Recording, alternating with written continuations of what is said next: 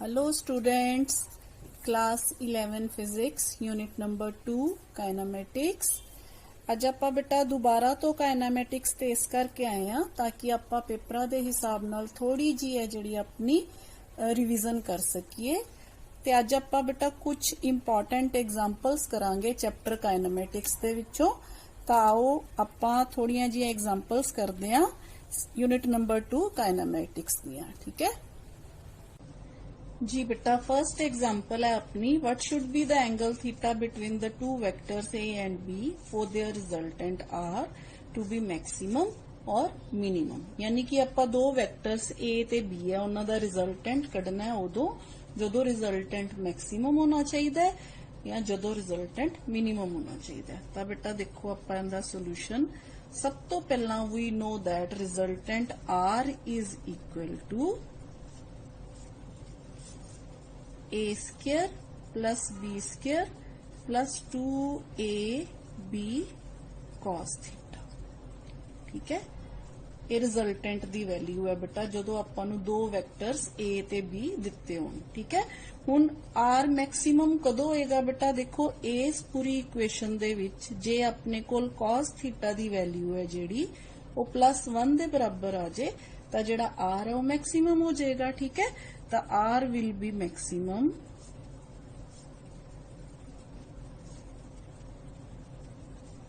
if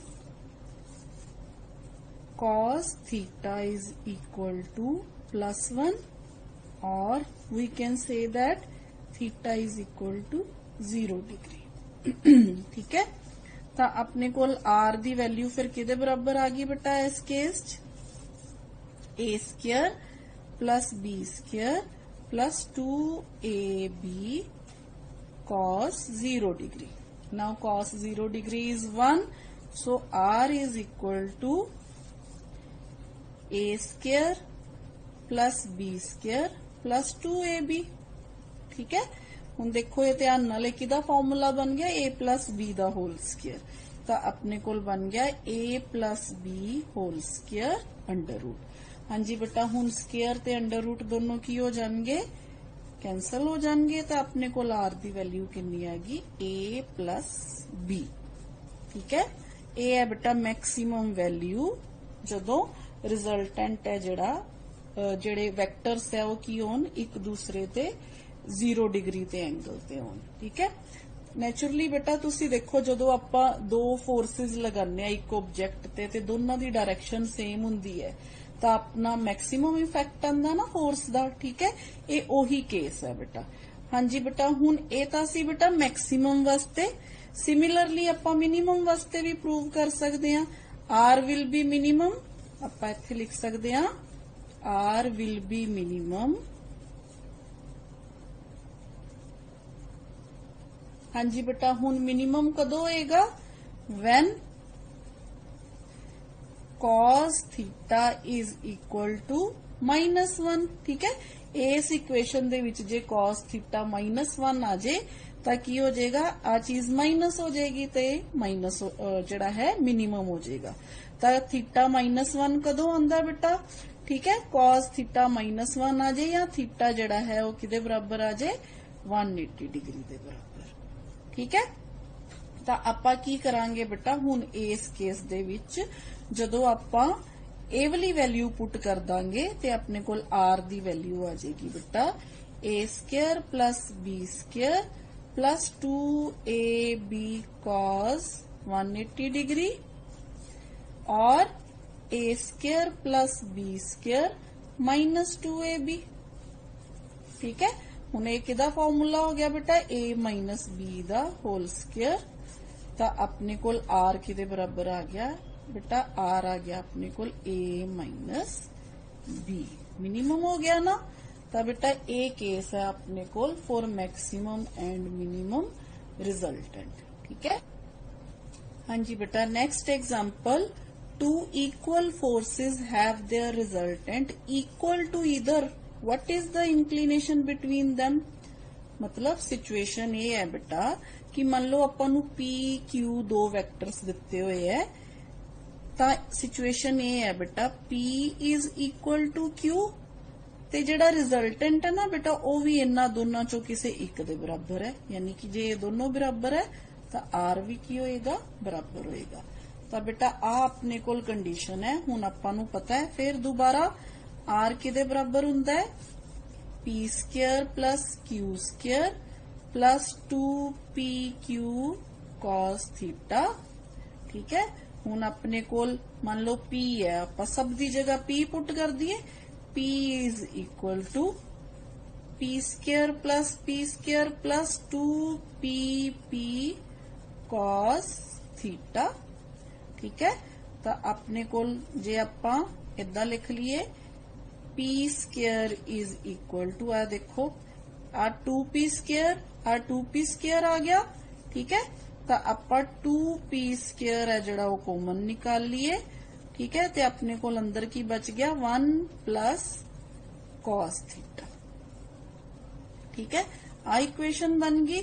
तो आपां इदां भी लिख सकते हैं बेटा पी स्क्वायर नाल पी स्क्वायर कैंसल हो गया, तो 1 plus cos theta is equal to 1/2।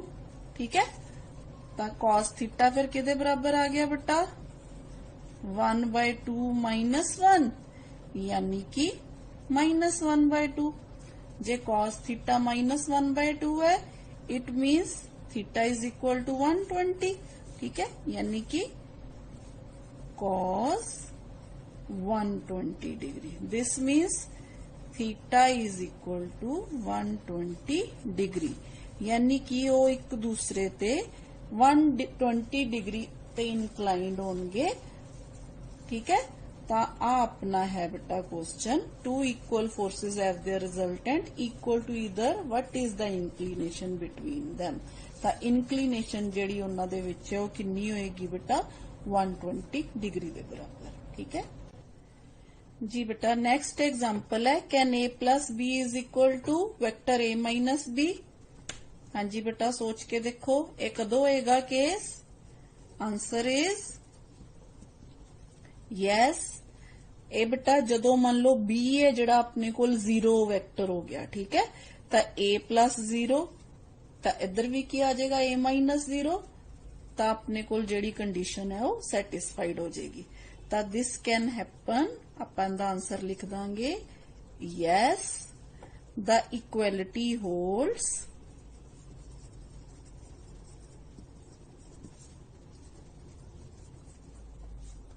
when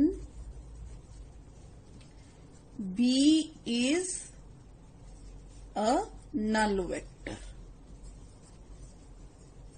ठीक है, that is a plus null vector is equal to a minus null vector। तो this is the condition।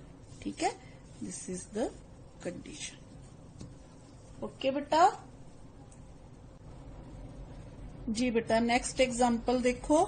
Under what condition does the equality 1 plus a plus b magnitude is equal to a minus b magnitude hold good. ठीक है, तो इनू बेटा आपां किवें solve करांगे। देखो सोल्यूशन अपने कोल कंडीशन है बेटा, आपां मान लिया a plus b is equal to a minus b। ठीक है, मान लो बेटा आपां इन्हां दोनों इक्वेशंस नू दोनों पासे की कर दिन्ने आ, स्क्वेयर कर दिन्ने आ। ठीक है, is equal to a minus b square. ठीक है, हाँ जी बेटा, हुण स्क्वेयर करांगे ते अपने कोल दोनों पासे स्क्वेयर खोल लिए हुण। ठीक है, तो अपने कोल इधर इक्वेशन बन जाएगी a square plus b square plus 2ab। ठीक है, a डॉट b आपां इदां लिख लांगे। ठीक है, is equal to a square plus b square minus 2ab। ठीक है, a प्लस b ते a माइनस b दा आपां की कर लिया बेटा, जिहड़ा है इक्वेशंस है जिहड़ियां उन्नू सॉल्व कर लिया। ठीक है, हाँ जी बेटा, हुण अपने कोल देखो ए प्लस बी, ए स्केयर प्लस बी स्केयर, इधर भी ए स्केयर प्लस बी स्केयर ये कैंसल हो गए। इधर है बेटा 2ab, इधर है -2ab, इनू इधर ले आओ तो अपने को इक्वेशन की बन जाएगी 4ab इज इक्वल टू 0, यानी कि a dot b is equal to 0। तो इथों आपां नूं की पता चलता है बेटा, जे a dot b is equal to 0 आ जाए, this implies,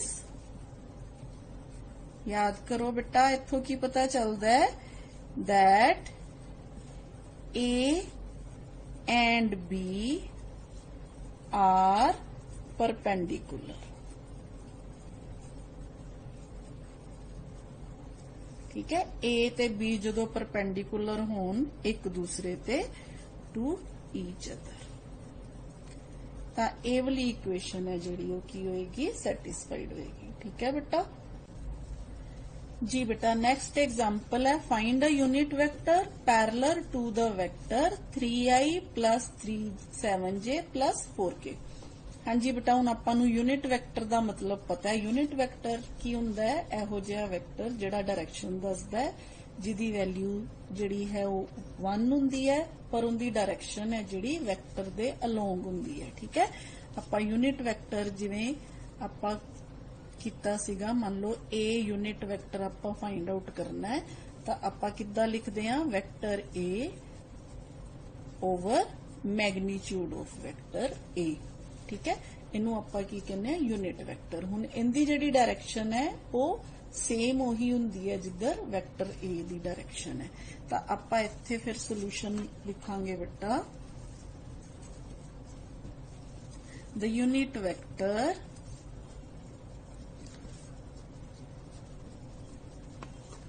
parallel to the vector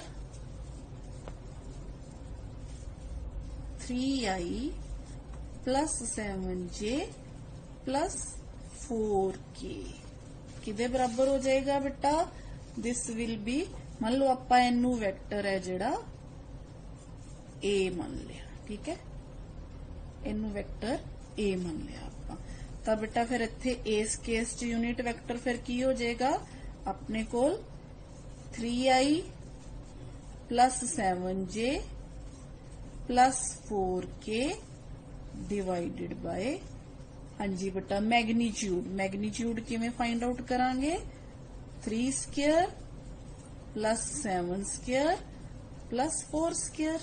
ठीक है, तो अपने कोल वैल्यू कितनी आ गई इस वेक्टर दी, यूनिट वेक्टर दी वैल्यू आ गई बेटा 3i plus 7j plus 4k divided by 74। ठीक है, ये बेटा बहुत ही पूछे जाते इदा दे न्यूमेरिकल्स पेपर दे विच। ठीक है जी बेटा, नेक्स्ट देखो बहुत ही सिंपल न्यूमेरिकल है, ध्यान नाल सुनो बेटा। इत्थे आपां नूं 4 फोर्सेस दित्तियां होई हैं, given 4 forces F1 F2 F3 and F4। ठीक है, ये 4 फोर्सेस दित्तियां होई हैं बेटा आपां नूं, ते इन्हां दी वैल्यू दित्ती हुई है। ठीक है, हुण वो कह रहा है, if all these forces act on a particle at rest at the origin of a coordinate system, then identify the plane in which the particle would begin to move। यानी कि मान लो एक पत्थर पिया, उस पत्थर नूं आपां 4-5 जानियां ने वख-वख डायरेक्शन तो फोर्स लगानी शुरू करती। नेचुरली किसी दी फोर्स ज्यादा होएगी, किसी दी घट होएगी। ठीक है, किसी डायरेक्शन च ज्यादा, तो आपां की करांगे, आपां वो सारियां फोर्सेस दा रिजल्टेंट कड्डांगे, फिर उत्थों पता चलेगा कि जिहड़ा पत्थर है वो किहड़ी डायरेक्शन च मूव कर गया। ठीक है, तो बेटा इस जिहड़ा न्यूमेरिकल है इनू आपां सॉल्व करन वास्ते आपां की करांगे, रिजल्टेंट फाइंड आउट करांगे पहला फोर्सेस दा। तो आपां सोल्यूशन इनदा किवें कड्डांगे, रिजल्टेंट फोर्स कड्डांगे, रिजल्टेंट फोर्स जिहड़ी कि किदे बराबर होएगी बेटा, विच विल बी, आपां जे F रिजल्टेंट मान लीए, F1 plus F2 plus F3 plus F4। हाँ जी बेटा हुण रिजल्टेंट आपां किवें कड्डांगे F1 plus F2 plus F3 plus F4 यानी कि I च I वालियां टर्म्स J च J वालियां K च K वालियां टर्म्स सारियां जोड़ांगे। ठीक है हुण जिवें आ देखो 3I plus 2I plus 9I plus I। ठीक है आ देखो अपने कोले सारियां इक्वेशंस आ गईयां 3 ते जमा 2 5 5 जमा 9 14 14 प्लस 1 15 यानी कि अपने कोल आंसर आ गया 15I। ठीक है प्लस हुण आपां जे वालियां टर्म्स -1 -2 -3 हो गया +1 +2 +3 हो गया यानी कि 0J 0J। ठीक है हुण आपां के वालियां टर्म्स ऐड कर लेने आ। के वालियां टर्म्स देख लो 9 16 ठीक है 18 ते 18 आप +18 आ -18 है तो सीधा कैंसल हो गए बेटा। आ 16 प्लस 9 किन्ने हो गए 25 के 25 के। ठीक है हुण तुसी जे ध्यान नाल देखो बेटा जेड़ी फोर्स रिजल्टेंट फोर्स है उनका जेड़ा इफेक्ट है वो जे वाली साइड ते 0 है यानी कि वाई एक्सिस वाल है जेड़ा वो 0 है। ਤਾਂ ਇਹਦਾ मतलब ਜਿਹੜਾ एफर्ट लगान दे नाल ਜਿਹੜਾ पार्टिकल है वो किधर ਨੂੰ मूव करेगा एक्स ते जेड प्लेन च मूव करेगा। ठीक है ਤਾਂ clearly the particle will begin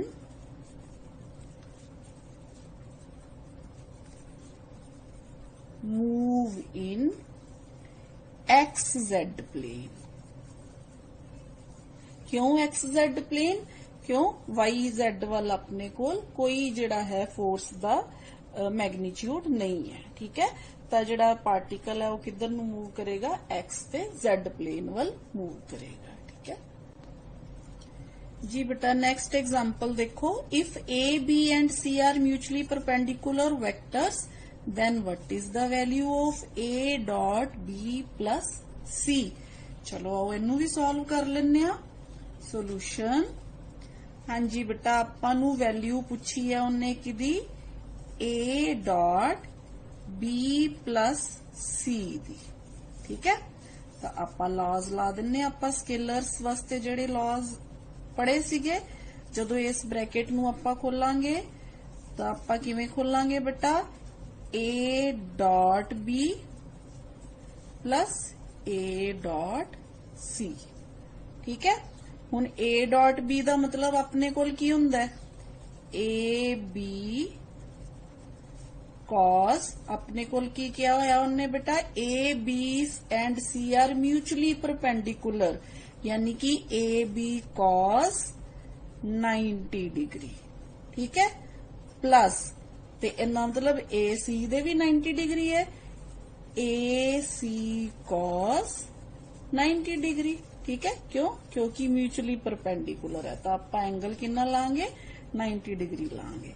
तो बेटा अपने कोल हुण cos 90 जड़ा है वो किदे बराबर हुंदा है 0 दे बराबर। तो अपने कोल आंसर की आ गया इनदा 0। तो A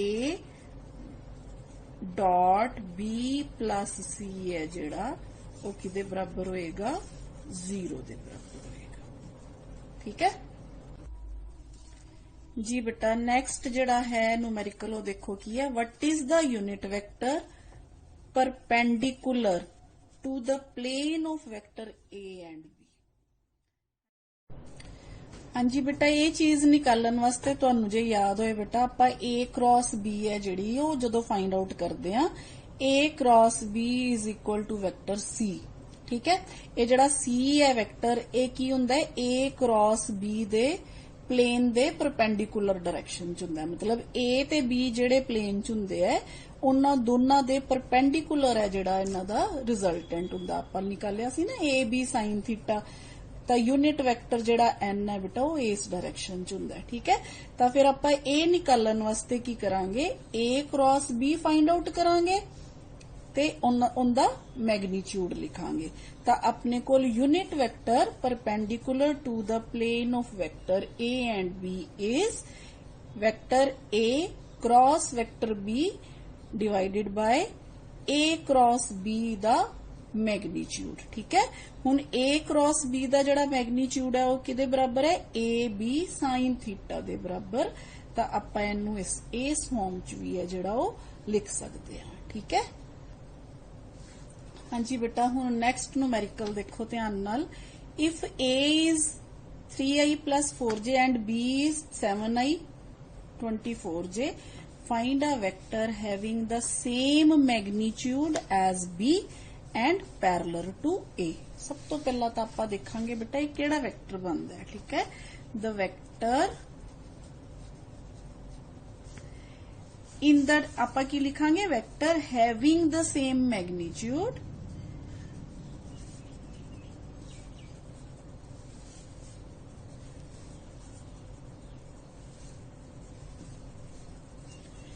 ऑफ बी या एज बी। ठीक है, एंड पैरेलल टू वेक्टर ए।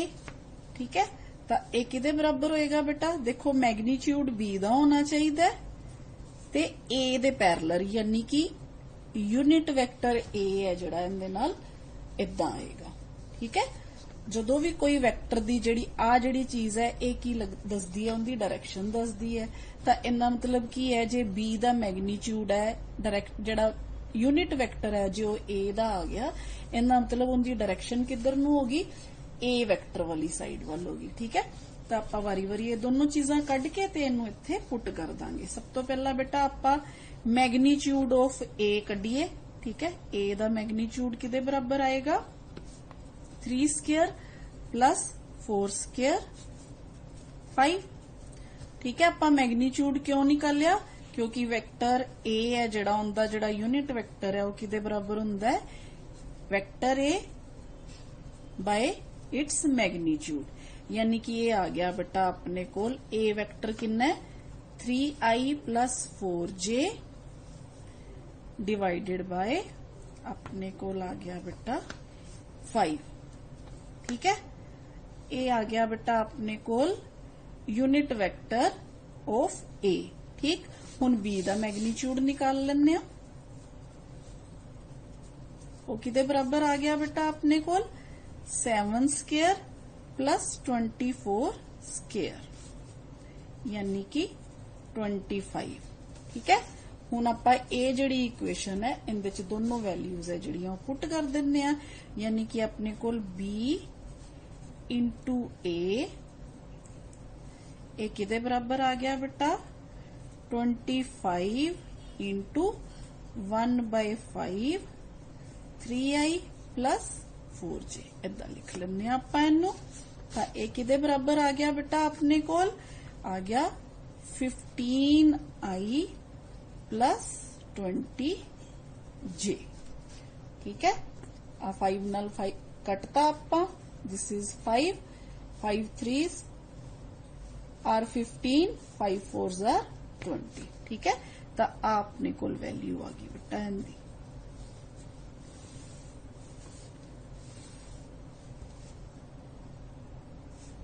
हाँ जी बेटा, एक होर इंटरस्टिंग जिहड़ा है एग्जाम्पल वो आंदी हुंदी है एग्जाम्स दे विच। ਆਪਾਂ ਲੈਮਡਾ ਦੀ ਵੈਲਿਊ फाइंड आउट करनी है। दो वैक्टर्स ਆਪਾਂ ਨੂੰ ਦਿੱਤੇ ਹੋਏ ਹੈ ਤੇ ਇਹ ਦੱਸਿਆ ਹੋਇਆ ਹੈ ਕਿ ਇਹ ਦੋਨੋਂ ਵੈਕਟਰਸ ਹੈ ਜਿਹੜੇ ਉਹ ਪਰਪੈਂਡੀਕੂਲਰ ਟੂ ਈਚ ਅਦਰ ਹੈ। ਠੀਕ ਹੈ, ਜਿਵੇਂ ਇਹ ਵਾਲੀ ਐਗਜ਼ਾਮਪਲ ਹੋਗੀ। ਤਾਂ ਆਪਾਂ ਇਹਦਾ ਸੋਲੂਸ਼ਨ ਕਿਵੇਂ ਕਰਾਂਗੇ ਬੇਟਾ, ਆਪਣੇ ਕੋਲ ਦੋ ਵੈਕਟਰਸ ਦਿੱਤੇ ਹੋਏ ਹੈ a ਐਂਡ b। ਤਾਂ a ਐਂਡ b ਜਦੋਂ ਪਰਪੈਂਡੀਕੂਲਰ ਹੁੰਦੇ ਆ ਆਪਾਂ ਨੂੰ ਪਤਾ ਹੈ ਕੰਡੀਸ਼ਨ ਕੀ ਹੁੰਦੀ ਹੈ, a is perpendicular to b, so condition is a dot b is equal to 0। ठीक है, ये ਆਪਾਂ स्केलर प्रोडक्ट ਦੇ ਵਿੱਚ ਪੜਿਆ ਹੋਇਆ ਹੈ। ਤੇ ਜੇ ਇਹਨਾਂ ਦੀ ਜਿਹੜੀ ਹੈ ਡਾਟ ਪ੍ਰੋਡਕਟ 0 ਆਏਗੀ ਤਾਂ ਵੈਲਿਊ ਪੁੱਟ ਕਰ ਦਿੰਨੇ ਆਪਾਂ। This means 2i plus lambda j plus k dot 4i minus 2j minus 2k must be 0। ठीक है, दिस मीन्स ਆਪਾਂ i ਨਾਲ i, j ਨਾਲ j ਤੇ k ਨਾਲ k ਵਾਲੀਆਂ ਟਰਮਸ ਮਲਟੀਪਲਾਈ ਕਰ ਦਾਂਗੇ। 2 into 4 plus lambda into minus 2 plus 1 into minus 2 is equal to 0। ਤਾਂ ਇੱਥੋਂ lambda ਦੀ ਵੈਲਿਊ ਆਪਣੇ ਕੋਲ ਕਿਹਦੇ ਬਰਾਬਰ ਆ ਗਈ 3 ਦੇ ਬਰਾਬਰ। ਠੀਕ ਹੈ, ਤਾਂ ਇਹ ਸੀ ਬੇਟਾ ਕੁਝ ਇੰਪੋਰਟੈਂਟ ਐਗਜ਼ਾਮਪਲਸ। ਮੈਨੂੰ ਉਮੀਦ ਆ ਤੁਹਾਨੂੰ ਇਹ ਸਮਝ ਆ ਗਏ ਹੋਣਗੇ। ਤਾਂ ਜਲਦੀ ਜਲਦੀ ਆਪਣੇ ਪੇਪਰਾਂ ਦੀ ਤਿਆਰੀ ਕਰੋ। ठीक है, बेस्ट ऑफ लक बेटा।